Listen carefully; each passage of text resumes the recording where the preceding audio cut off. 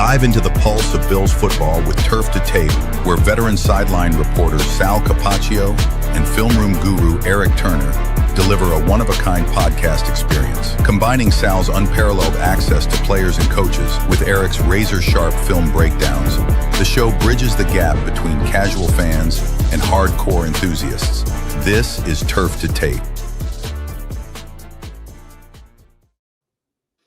This is Turf to Tape, presented by Thin Man Brewery. I'm your host, Eric Turner, joined, as always, by Sal Capaccio, the man that lives at the intersection of access and insight. Sal, a lot of news to get to in this episode, some blue and red practice notes, some practice today, but right off the bat, man, I'm going to hit you with it. Talk about the James Cook news and what he's doing and what happened at camp today, honestly. Yeah, well, first of all, welcome into my room, Dorsey Hall. I don't think it's where you stayed when you were here at St. John Fisher University, right? Love it. But that's what we're doing today because we just got off the field a little while ago. And so let me just kind of walk through what happened today and how it started, Eric. Sean McDermott met with the media. He was scheduled to meet with the media today at 10:45 ahead of practice at 11:15. And he gave an injury update. And it was a lengthy injury update. More injuries just piling up, right? I mean, just every day it seems like more and more guys. The big news was at that time, Khalil Shakir, a high ankle sprain. He's considered now week to week. So, that's something that, we were monitoring and now we know. So we go out to practice and James Cook is on the exercise bike. His name was not given to us from Sean McDermott. We did not know he wouldn't be practicing. So now you start asking, the Bills and PR, hey, do you know what the situation is? Say, yeah, we'll give you an update afterwards and all of that. So practice is over. And good job by Elena Getzenberg of ESPN.com and Catherine Fitzgerald of the Buffalo News. Apparently they saw James and asked him, why did you not practice today?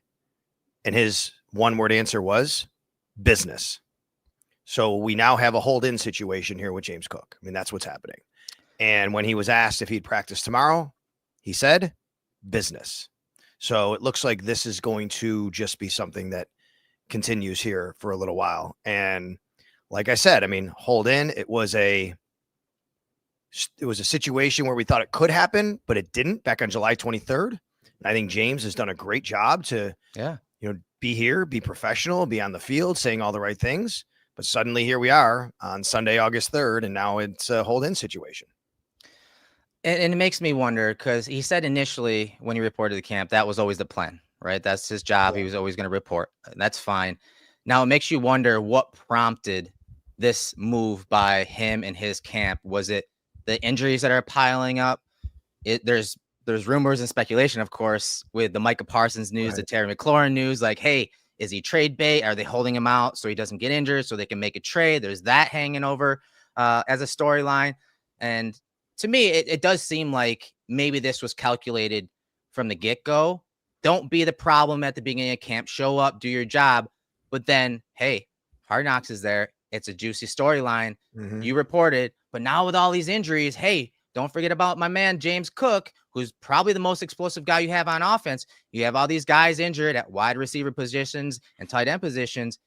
Well, guess what? Don't forget about James Cook. And don't forget about wanting to pay him. And obviously his camp wants that money for him. So what are your thoughts? Like, what do you think is a primary factor or reason by James Cook and his camp making this move?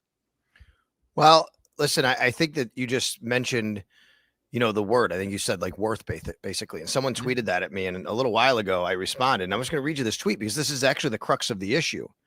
Someone tweeted at me and said, just pay the man what he's worth. I said, well, that's the issue. What is he worth? That's the question. Yeah. He feels he's worth a certain amount. And the Bills feel he's worth a certain amount. One thing I've always tried to say about this, Eric, that people have to understand, it's not that the Bills don't want James Cook on the team. They do. They want to pay him even. I don't think Brandon Beane is at all opposed to giving James Cook a contract extension for good money. The problem is he still wants more money than what the Bills want to give him. And there's a gap there. So whatever that gap is, we've seen the numbers, $15 million floated around from James Cook. That's what he was putting out there on social media a while ago. This has never been we don't want James Cook on our team situation. This is we just differ in how valuable he is. And oh, by the way, value differs from team to team, as you know. Totally.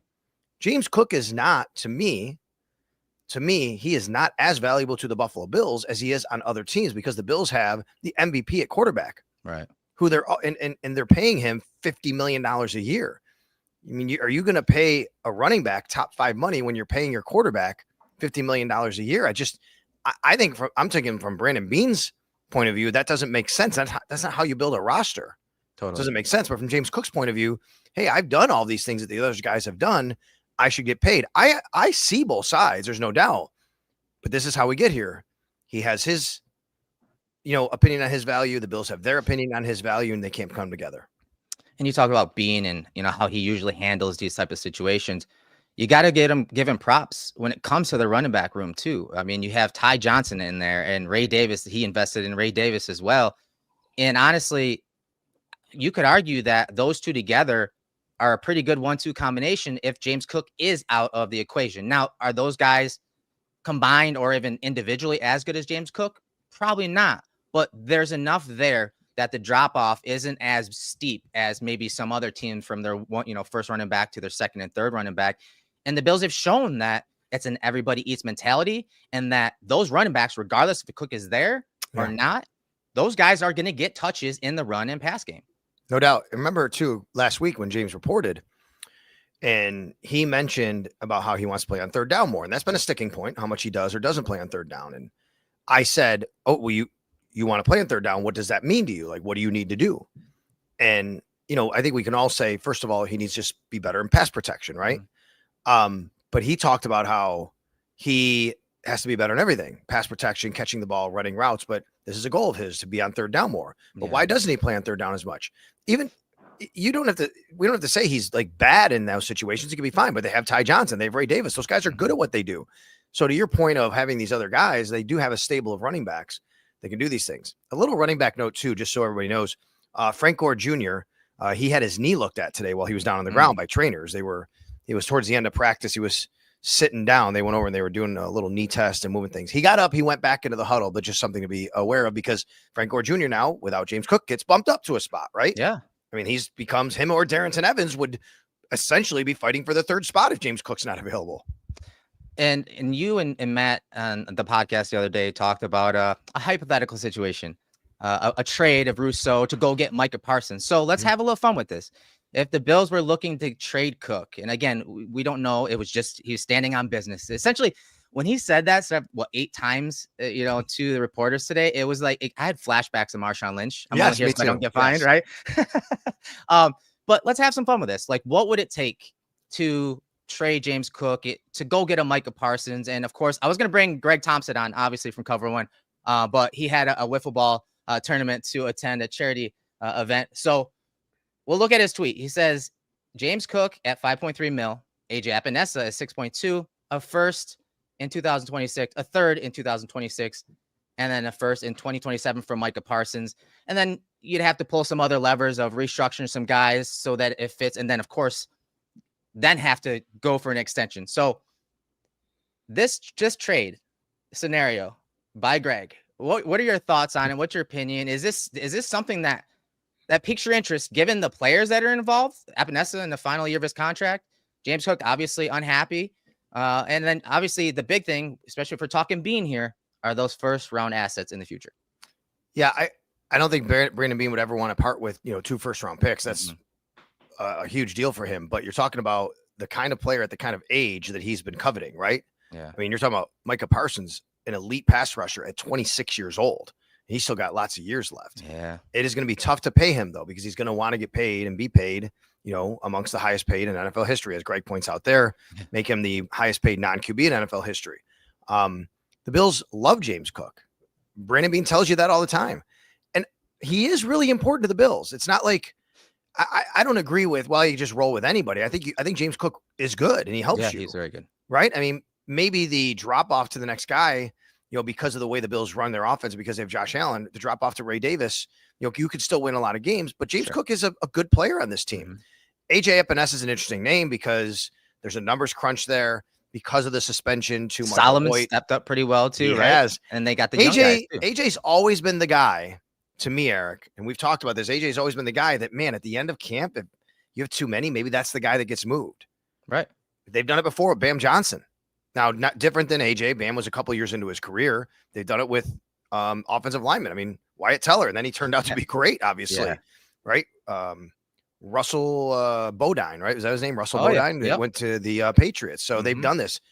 Who was the other guy? Just got traded to the Bears. Ryan Bates. I mean, this is what they do at the end of camp sometimes.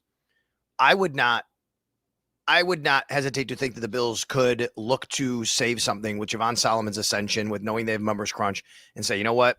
We have AJ here, and if someone's interested. I think the sticking points would be the 2 first rounders in that scenario. But I also think it's paying the guy and making sure, because Brandon Beane wants to make sure that he does not compromise his team going forward in this window of Josh Allen. And they want to try and maximize as much as they can over the next 5 years, not just over the next year and over the next 2 years with Josh Allen, the way that they've structured some of these contracts. The other thing I always think about in these situations is, would the other team do it? Like, what would the Cowboys want to do something like that? It's out there right now that Jerry Jones is like, I'm not trading Micah Parsons. Right. And even if he did, would he want James Cook? And then he's going to pay him. Is he going to pay him a running back? There's always 2 parts to this. Sure. You go ask a Dallas fan or a Dallas media, you might, I haven't done this yet, you might get a response like, no, they wouldn't pay a running back that kind of money and bring him in here. They have this guy or that guy, or they're doing this or that. But they have. I don't really know what their situation would be, but right. It does take 2 to tango, right? Sure. Yeah, I like that, hypothetical from Greg. It's very tempting, but when it comes down, to looking at that from Brandon Beane's point of view, that the 2 firsts they're killers for him. And you can argue that some of his, early picks have been up and down and inconsistent, but those are still future assets when you have a quarterback and a big contract and all of those things that go into roster building. But like you said, Micah Parsons is a type of rusher that the Bills and Beane have been looking for years. Someone that can close out and just completely disrupt things on the defensive side of the ball. Just have a dude on that side, just like they do on offense with Josh Allen, having a guy like Micah on the other side to kind of balance things out. It is very tempting, especially when you talk about pulling all those levers that Greg did.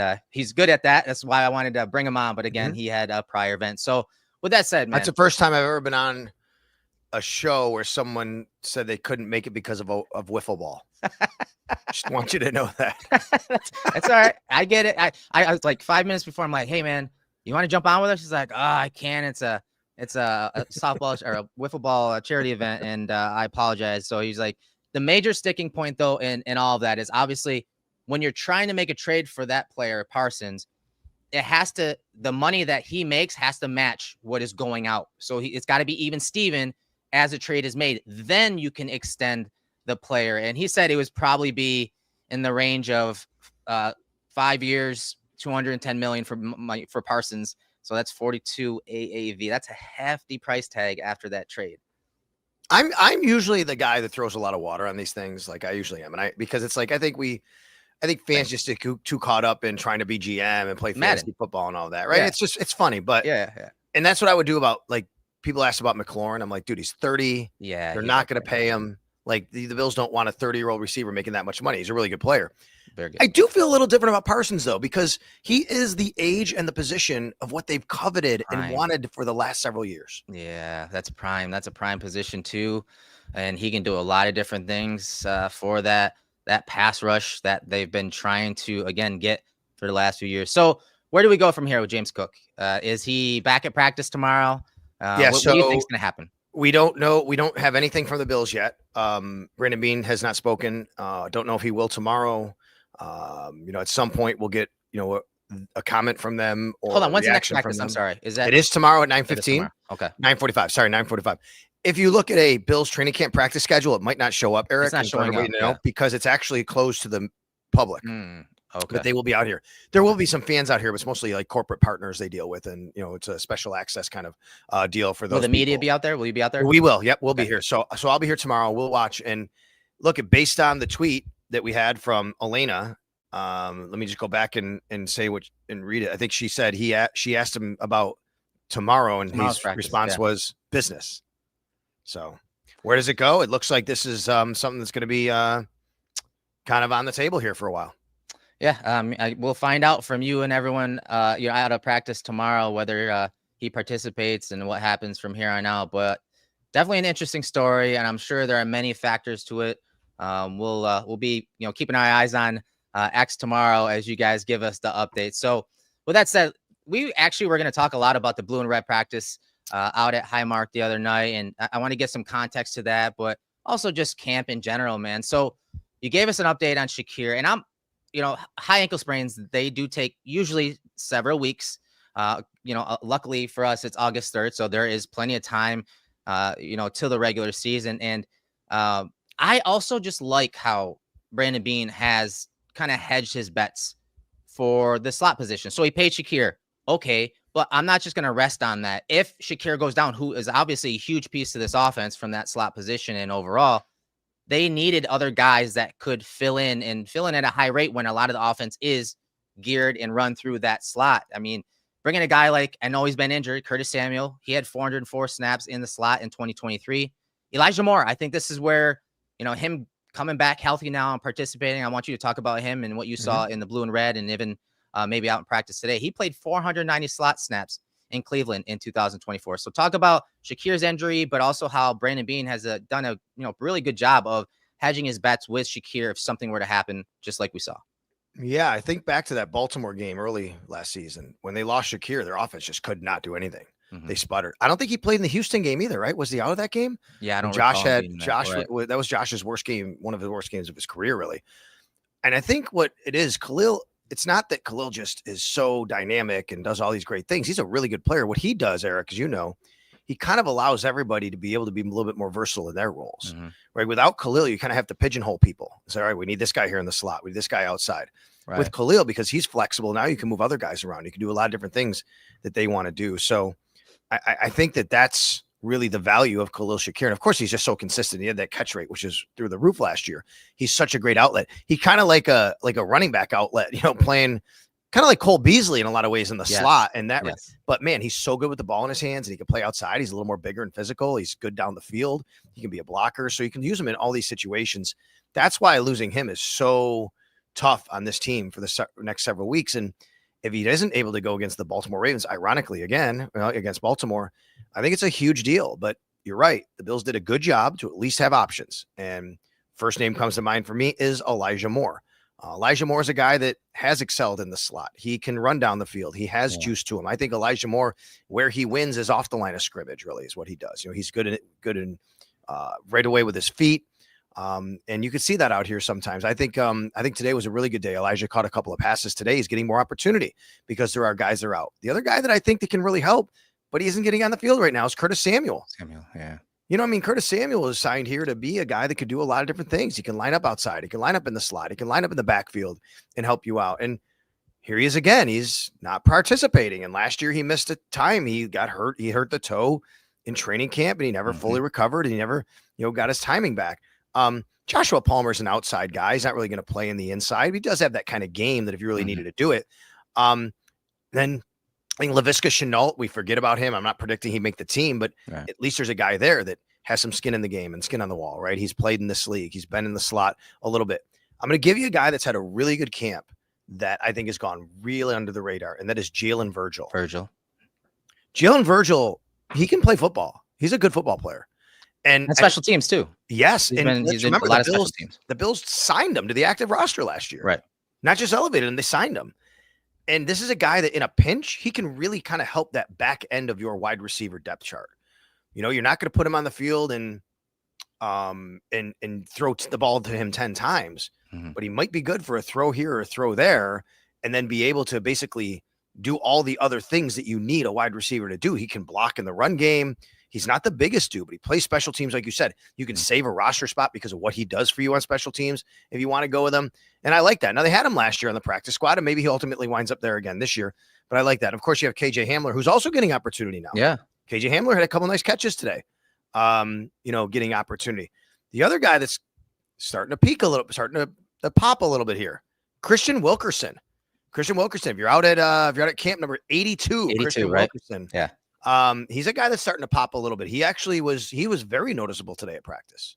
Especially it seemed like, because I went on Thursday and then some of the stuff at the blue and red practice, it seemed like for him, it was like, hey, the defense is showing a single high coverage and you got that outside look, one-on-one.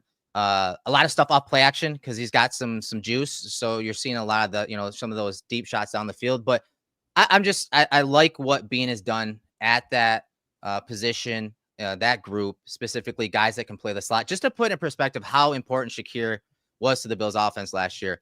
Some on-off splits courtesy of Sports Info Solutions. So passing metrics, EPA per play with Shakir on the field was 0.31. With him off the field was 0.11. That's a 0.2 difference. So it's obvious he's important. He's a big part of their future. He's a big part of their offense. And so Bean didn't just rest on that. He knew that I needed to have some other complements or guys that could do some of what he does if Shakir were to get banged up like he is. Again, high ankle injury. It's good to have guys in the pipeline. Some of them are separating themselves here in camp, but it's good to have guys like Elijah Moore, Curtis Samuel, Virgil, and others that you mentioned. So as far as can I just answer? There's a question in the chat here directed at me from Walter. Walter says, Sal, why do you care what he is anywhere else? Meaning what James Cook is worth. We're talking about the Bills. If a player is great here, I don't care what he is somewhere else. Well, Walter, that's the whole point of what his value is. Yes. Like that's literally the point of if James Cook feels he's worth something, yes, he might be worth that to another team. He's going to be a free agent next year, but he might not be worth that to the Bills. So of course that's the point of the conversation. No, when it comes to James Cook playing for another team, nobody cares about that right now because he's a Buffalo Bill. But yeah, I mean, the whole point of what his worth is measured in what his value is and worth is to not just the Bills, but anywhere. It's the exact same thing anybody goes through in their career, right? We know. Remember when Gabe Davis became a free agent, I told everybody he's going to get paid. It's just not by the Bills. Yeah. He's not worth to the Bills what he will be to another team. Right. And he got some good money from Jacksonville. Like this happens all the time. All the time. So that's the answer. And I don't know why he says I'm wrong, but that's the answer. No, I agree with you. That's how this system works in the NFL. That's the market value. Brandon Bean, someone also said it. Brandon Bean isn't. Oh, wrong Sal. Sorry. There's two Sals in the chat. My apologies, Walter. My apologies. I saw Sal. There's two Sals. We got to change this guy named Sal. That's all right. Maybe it could be a Sal. There's only one Sal on this show. I'm Sal C. I'm sorry about all that, but thank you. It's all right. It's a good discussion, though. So my apologies, Walter. Thank you. It is. And John says Brandon Bean is not signed a running back past a rookie contract. So, again, historically, that is Bean's operating how he technically has operated in the past. But again, maybe there's some sweet spot. Maybe there's some way that, both sides kind of come to an agreement and compromise. We'll see. We'll see again where tomorrow lands. Like, that's what we're worried about. Like, okay, is he going to show up tomorrow? Okay, is he going to be playing once the season starts? I think that's the most important thing from a Bill standpoint. I do think he'll play eventually. Whether he's there tomorrow, we'll see as far as practice goes. But any other injuries or participants from today's practice, guys that sat out, or even the blue and red, what were some updates there? How long is this podcast? Because we got a lot of names to get to here, pal. Did they have enough bikes for everyone? That's what I want to know. Were there enough bikes? So we know that obviously Max Harrison is out. And now today we did learn officially from Sean McDermott, he's termed week to week. The Bills don't put timelines on injuries. Week to week is what you're going to get from Sean McDermott right there. We know Khalil Shakir has a high ankle sprain and he is now week to week. Excuse me. The other guys who did not practice today, offensive lineman Alec Anderson, he's week to week with knee scope. Offensive lineman Cedric Van Pran Granger. I think McDermott talked about maybe getting him back after the Tampa preseason game. I mean, that's all of the preseason he would be missing for a second-year important player, right? Important backup piece. Safety Cole Bishop has a quad injury. He did some stuff off to the side today. That was good seeing that. Linebacker Dorian Williams, same thing. Calf injury. He's still out. We talked about Curtis Samuel. Wide receiver Caden Prather is out with a hamstring injury. Another wide receiver that's down. Linebacker Shaq Thompson is out. I can't remember exactly what he was, but he went off the field during the scrimmage as well. And then Tyler Bass, pelvic injury. He did have his helmet today. He was a little more dressed. He was on the field Friday doing a little bit of stuff, but he didn't actually kick the ball. Ray Davis kicked the ball on Friday night at the stadium. And then we did get some good news today. Spencer Brown and Terrell Bernard both returned to practice in a limited fashion. Spencer Brown, his first, practice of the year. And he actually told us afterwards that it happened. His back flared up about a week before camp started. So he said he really got pretty much everything in throughout the summer. That's good. But it was really about a week before camp started is when he had his back flare up. So yeah, it was good to see him get back, and Terrell Bernard obviously back on the field. Yeah, awesome. Taylor Rapp also didn't practice today. Right, knee issue. Knee issue, yeah. Now I'm trying to recall, when did that happen? at the scrimmage? It's a good question. I don't know. I don't remember him ever getting hurt. Yeah, So I a lot don't. of times, as you know, these guys come in, they're a little sore. Maybe something happened, they didn't realize it, and then they get looked at and like, yeah, you can't go for a couple of days. Yeah, I can't recall now that like looking back, being there, I can't recall. But with that said, let's transition to that blue and Thank red. you, John. Shaq has a hamstring. Sean McDermott said, "Thank you." Oh yeah, yeah, I yeah. couldn't remember exactly what it was. Thank you. And that occurred at the scrimmage, which we're going to talk about here, which really paved the way for guys like Andreessen and Balin Spector, which we'll talk about later in the show. So let's get back to the blue and red practice. I took the family to this. I saw you down on the sideline, obviously, and I took the family to this. And I know there's a lot of talk and discussion about Josh sitting out most of the practice. It is what it is. He's your I asked Sean MVP. McDermott about that today. Yeah, so fill us in on that because that was a big thing. Cool helmet and entrance and all that. And I believe he participated in one 7-on-7 period, and then that was a wrap for him. He did. He warmed up. He threw the ball, played catch with the fans, and then he participated in one 7-on-7. I get it. You go to a practice like this, you're your kid, you want to see Josh Allen on the field. That's your guy, right? He's the quarterback of the Bills. You also have to understand the Bills have a practice plan, and they want to make sure that they get the right amount of reps for the right amount of people at the right times in these situations. And it was pretty much what I guessed it was. My guess was that this is what I thought when this all happened, Eric. And I said to a few other media members, I said, I bet you Mitch Trubisky starts next Saturday against the Giants, and they wanted to use this Friday night for Mike White's kind of, preseason action to get him some good looks. Mike White played a lot, and that would be his. And Sean kind of echoed that. He didn't use those words. What he said was, hey, we have 4 quarterbacks here. We got to get them all the right amount of reps. We want to make sure they're all being able to throw and play in these environments too, which is right. Yes, it's great to see Josh Allen out there and for the fans and all that. The Bills are also preparing for a season, and they have to evaluate their backup quarterbacks. And they want to see these guys perform in front of close to 40,000 people with crowd noise pumped in, and that's how they have to kind of evaluate them. So I get it. I get why you're frustrated if you went to see Josh Allen, you didn't see him. I also understand, and people should understand, the Bills have to prepare for a season. They have to evaluate people. Yeah, and I love that you mentioned the offense or the stadium pumping in the noise, because that immediately when that happened, it was, as a fan, it's kind of jarring. It's almost like gives you shell shock initially. My wife was like, "Are you hearing that?" I'm like, "Oh, I hear it." And then I look down on the field and I see like the marker is like 3rd down, 4th down. And so they did that in a certain segment of practice when the Bills were practicing end of game scenarios. So, hey, 4 minutes left in the game. We need to run it out. Ray Davis broke his big run up the middle and then slid down. There was a nice big play from him in the run game. Maybe they're down by 1 point or 1 possession. They're trying to drive down the field. So they're simulating these end of game scenarios with the noise in there. But let's be honest, nearly 40,000 fans showed up to this open practice cell. It was amazing. It was great. It's a great night. It's one of my favorite nights of the year to see so many fans, so many kids, right? You know what was more special about it this year, Eric, was it is the final return of the blue and red open practice of this stadium. Mm-hmm. And this might be the only time some of these people ever go to this stadium. Yeah. And when the new stadium is built in 10, 15 years from now, there's kids who are there who maybe 10 years old go, oh man, like I only got to go to that other stadium once that was sitting across the street. My kids, right. It's incredible. And I think that to me is what makes this a little bit more special. And then there's some people who, just because of happenstance in their own lives and their schedules and price point or whatever it is, just can't go to a regular season game. They can't get to a preseason game. There's only one this year. So this is the night that they choose to go. And that's where they have the one chance to see the Buffalo Bills. And that's super cool just for them to be able to do that. And then to close it out with such a picturesque, beautiful night and people coming, and probably, I would guess, for many, many people who came, it was their first time, at least in a long time, if not ever, seeing the new stadium being built. Yeah. See where it is and seeing what's going on. Come along. That part of it is super cool too. Yeah, it was a great atmosphere. Beautiful day, as you said, a nice little breeze, not too bad. We were on the shaded side, so it was not that hot, for us and my family. But when you talked about the QB competition, it's a topic I wanted to touch with you because I think it is sneakily one of the top, storylines for this camp. I want to get your thoughts on who's leading the pack, but for the practice itself the other night, I thought that Trubisky at times was a little shaky. He had really nice throw. I think it was him that hit Kincaid on a corner route to the near sideline. But other than that, there were times where I thought he was inaccurate. And I thought Mike White, I thought he looked good. I thought he was very decisive, especially when we're talking that end of game situation where the noise was being pumped in. I thought he had great command at the line of scrimmage. The Bills sent several pressures, and this is something I noted.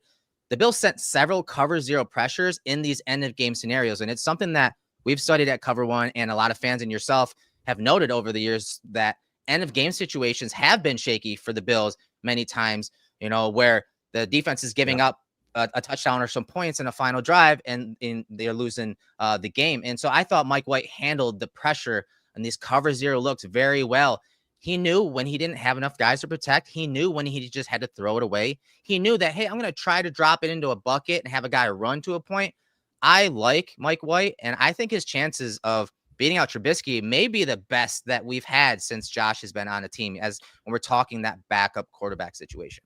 I don't disagree. I think people forget. Now, Mike White, he's played in some games. He's actually thrown for some yards in this league. In fact, I want to go and look at his career logs right now to make sure.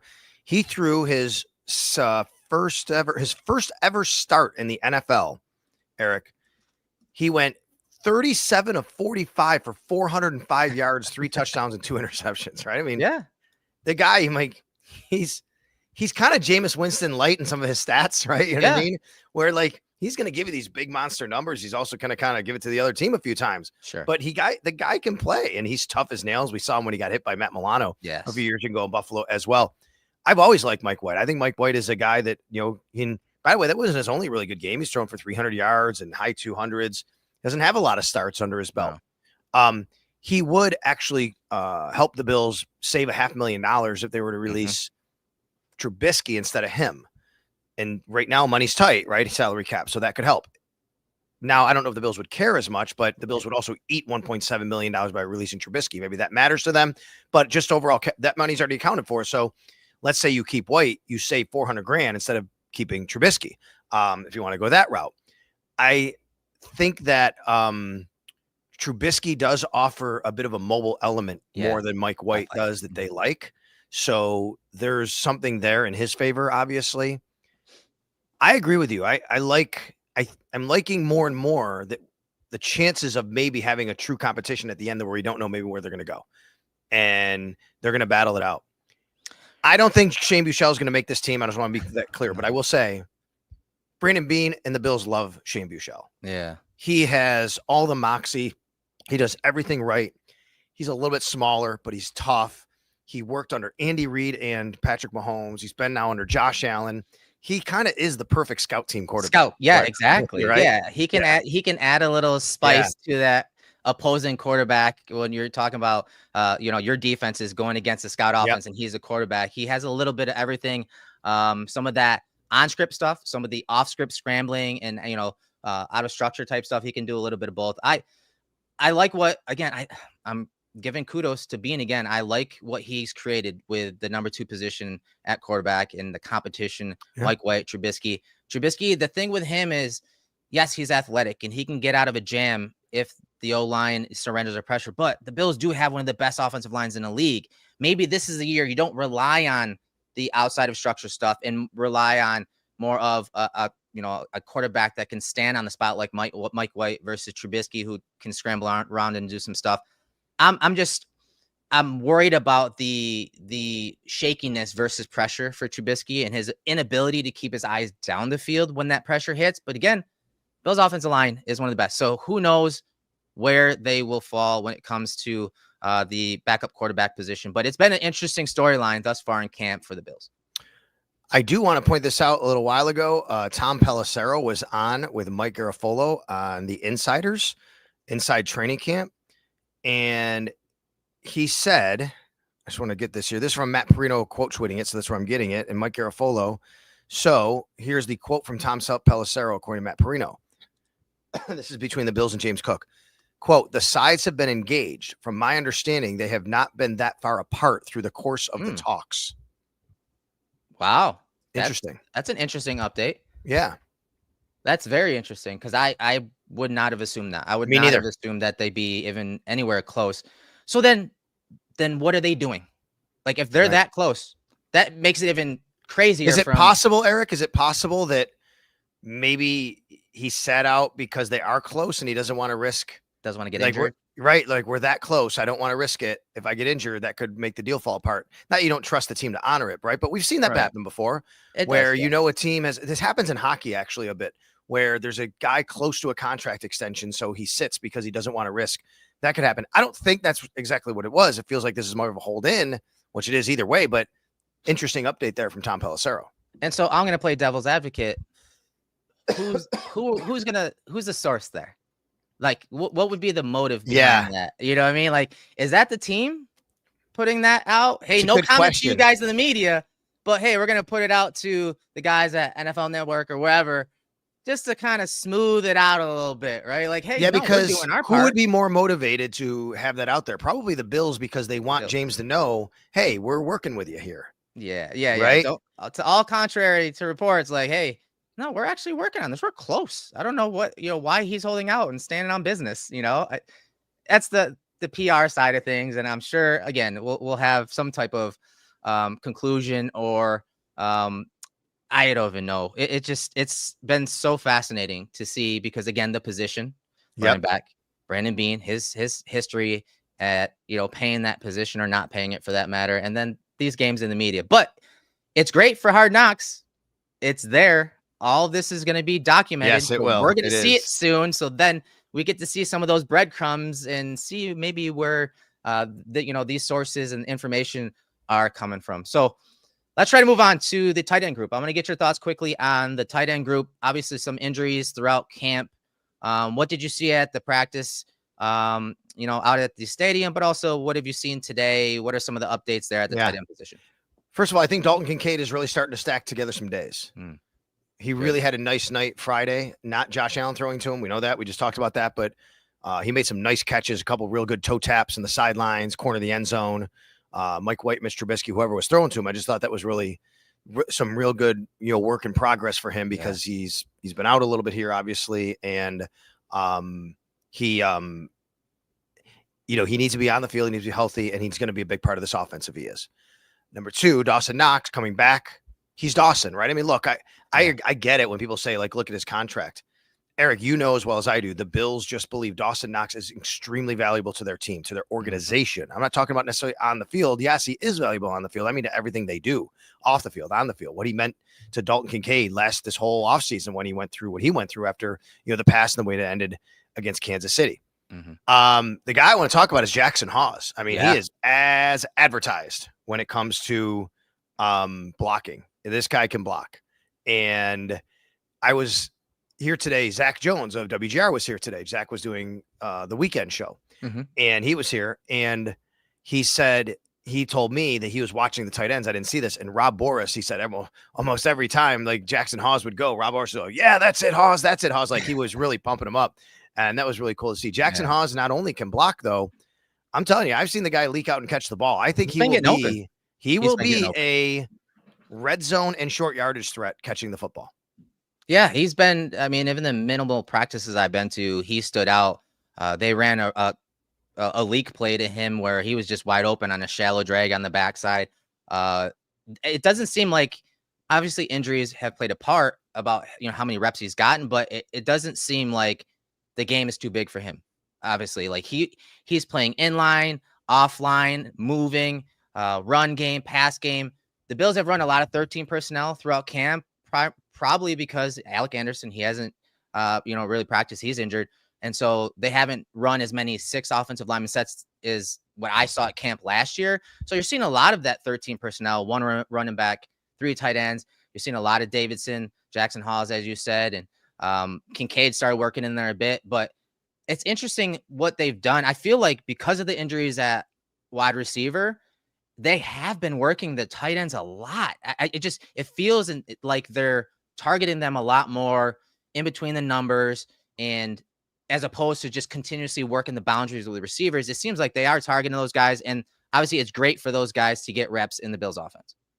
Yeah, for sure. We're going to, I think, see again, a very similar offense to last year when it comes to target share, when it comes to spreading the ball around. Everybody eats. That's exactly what, the mentality is. That's exactly what the philosophy is. And it's really what they want to adhere to.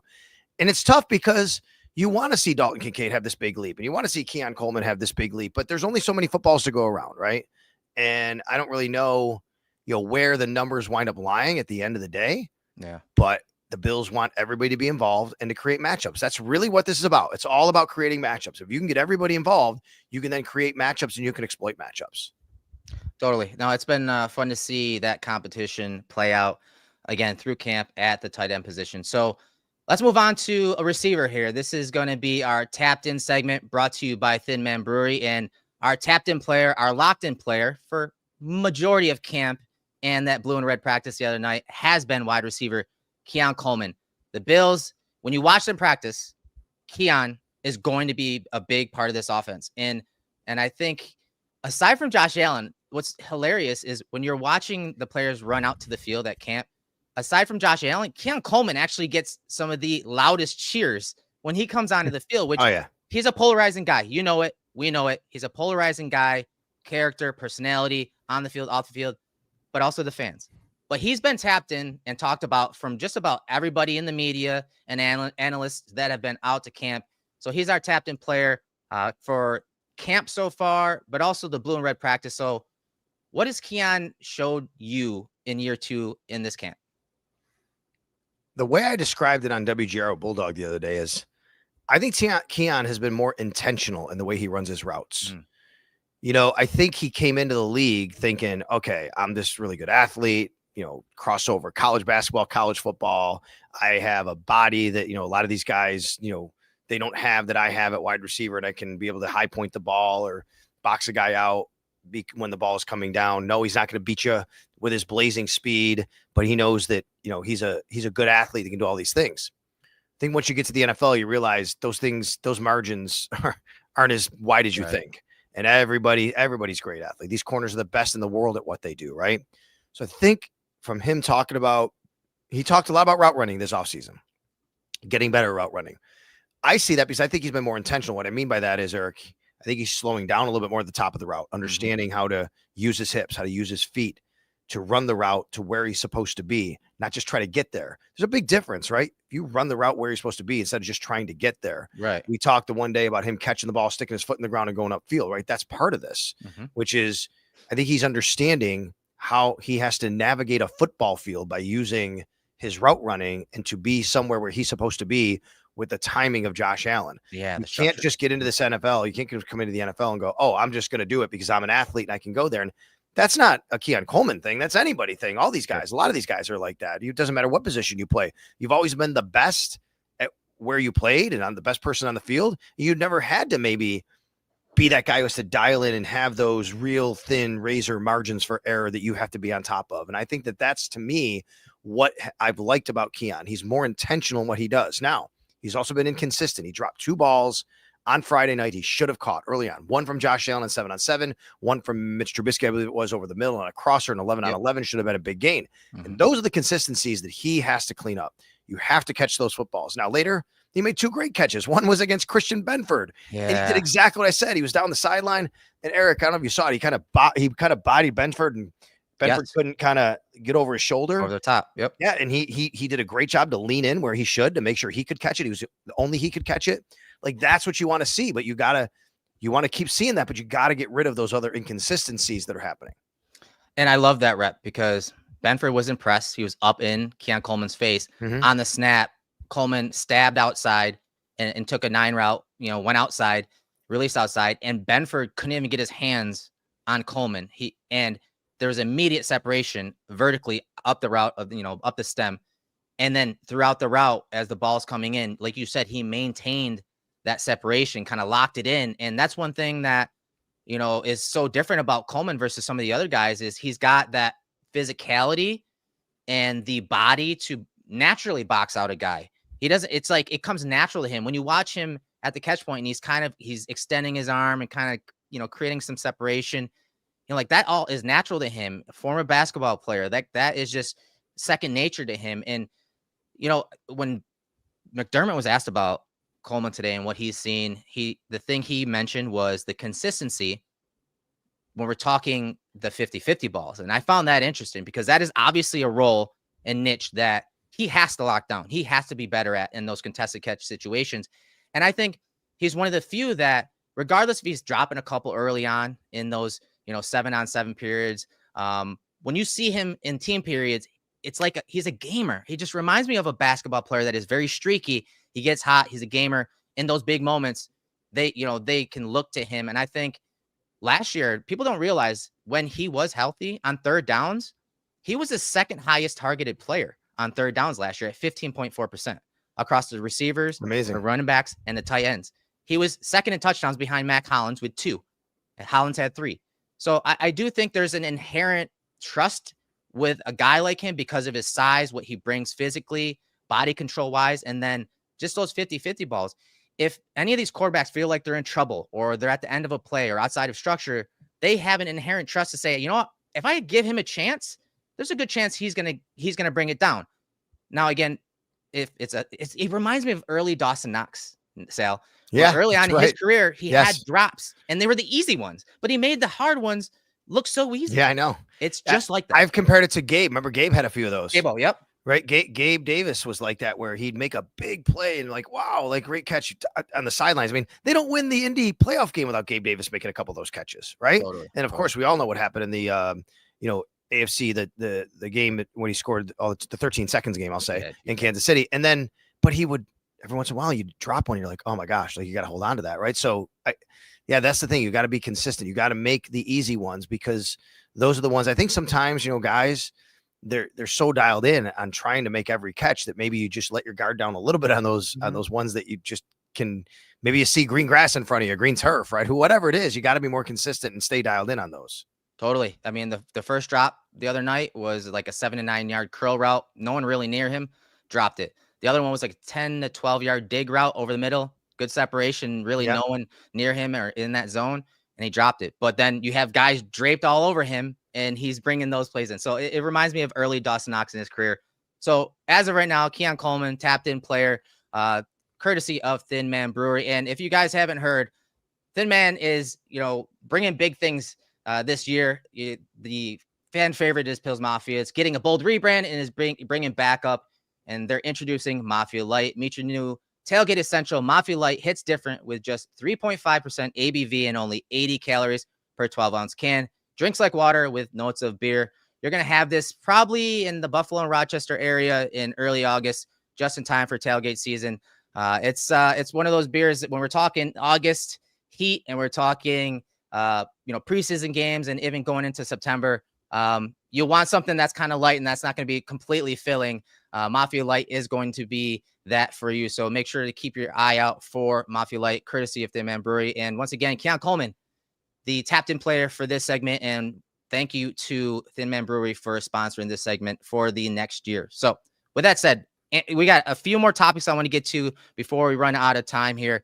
And so let's talk about the other side of the ball. Let's talk about defense and the linebacker position. Shaq Thompson in that blue and red practice, injured, which opened up the way for Joe Andreessen, Spector, and some others to get some playing time. So I'm going to get your thoughts on Andreessen in year 2 and what's being asked of him this season. I've really loved Joe Andreessen's camp. I've talked about him a lot. I've written about him. I just think he's incredibly instinctual in the run game. He actually, in a lot of ways, I'm not making a comparison as a player, but his instincts remind me of Matt Milano. Matt just knows where to get there and he sees something happen and he goes. And I just love that about Joe. He has these instincts and he knows where the ball's supposed to be. And he goes there. He made a play the other day in practice. I don't think we've talked about it yet. It was a great play where it was red zone 11 on 11.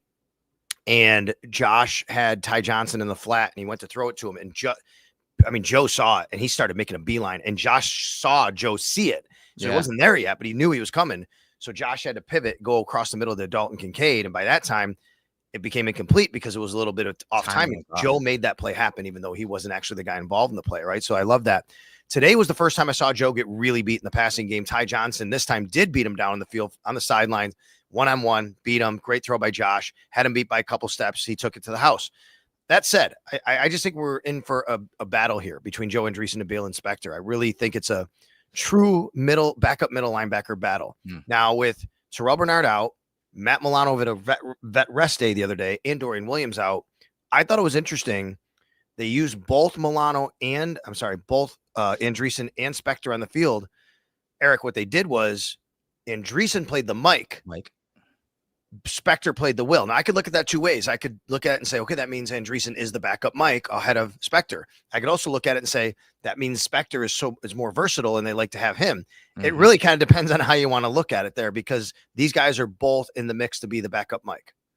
Yeah, at that position, linebacker overall, you have to be versatile. You have to be able to play both positions. And Andreessen did say that they're asking more of him this year.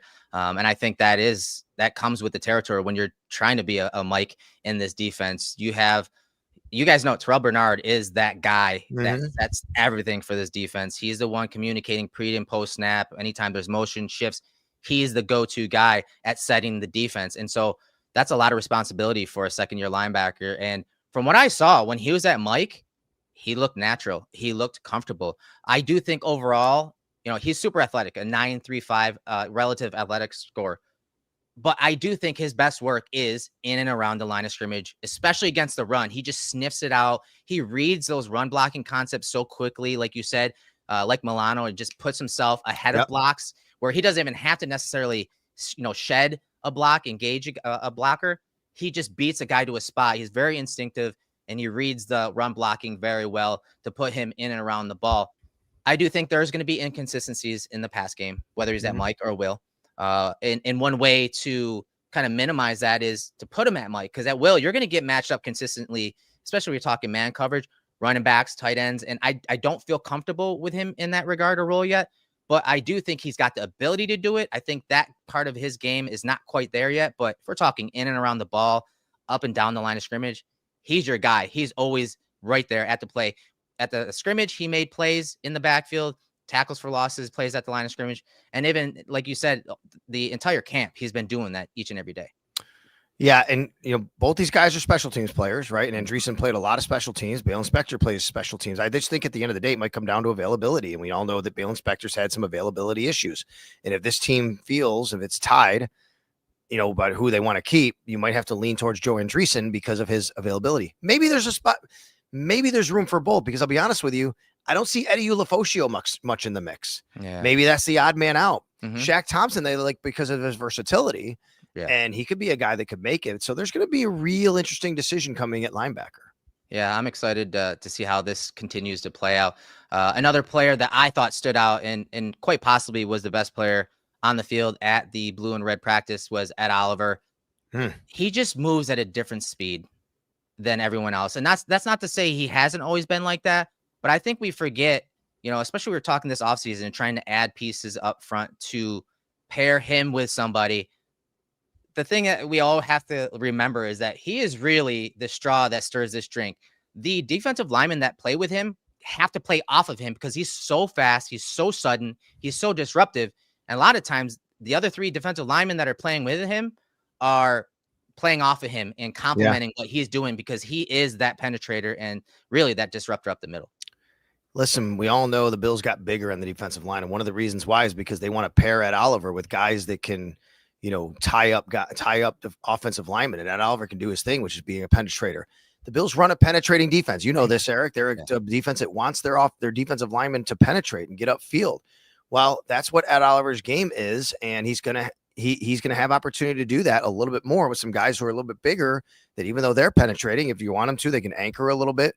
That's the goal of the defense. And the guy that comes into play here is Ryan Nielsen, who I think has been really good for all these guys on the defensive line. I talked with Greg Rousseau today about Ryan Nielsen and, playing for him. And I think they really like his style, like what he does. You've talked a lot about what Ryan Nielsen brings to the table as a coach. And I think Ed Oliver can be a big benefit from him.